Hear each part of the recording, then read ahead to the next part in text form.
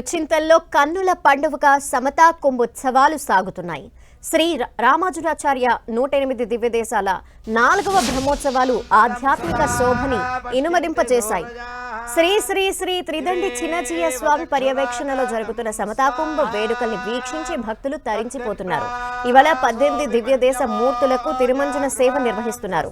సామూహిక లక్ష్మీ పూజ, గద్యత్రయ పారాయణం, సాయంత్రం సాకేత రామచంద్ర ప్రభువుకు గరుడ వాహన సేవ వైభవంగా సాగనుంది.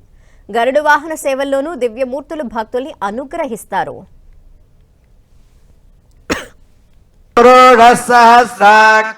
సహస్రాపాత్ సభూమిం విశ్వతో వృత్వాత్యాతిష్ఠద్దశా స్వాహా విష్ణో కర్మాణి పశ్యత యతో వృతాని పస్పరే ఇంద్రస్య యుజ్యః సఖా స్వాహా తద్విష్ణోః పరమం పదం సదా పశ్యంతి సూరజాః దివేవ చక్షురాతతం స్వాహా తద్విప్రాసో విపంజమో జాగృవాం సస్సమింధరే విష్ణోర్యత్పరమం.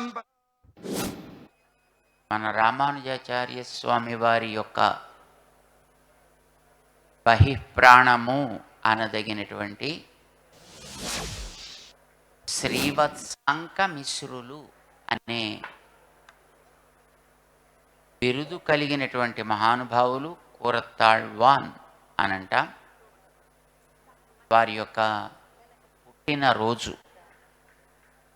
ఆ సందర్భంగా ఈ రోజు నుంచి దివ్య ప్రబంధాన్ని తిరిగి ఆరంభం చేస్తారు.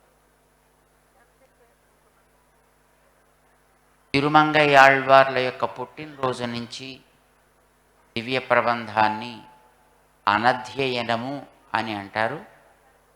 అంటే ప్రబంధ అధ్యయనాన్ని నిలుపు చేస్తారు. ఈ వేల్టి దాకా చేస్తారు.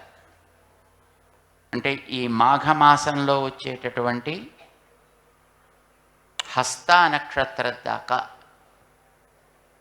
సుమారుగా ఒక 40 దినాల సమయం ఉంటుంది.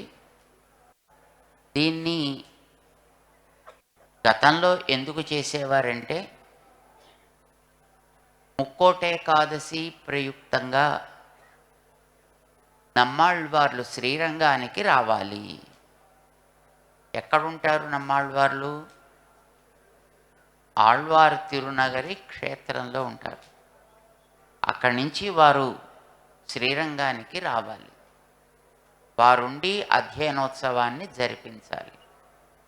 ముక్కోటేకాదశికి 10 రోజులు ముందు, 10 రోజులు తరువాత, అంటే 20 రోజులు. ఈ 20 రోజులు అవ్వగానే శ్రీరంగ క్షేత్రంలో రంగనాయకి సన్నిధిలో కూడా మళ్ళీ అధ్యయనోత్సవం జరుగుతుంది.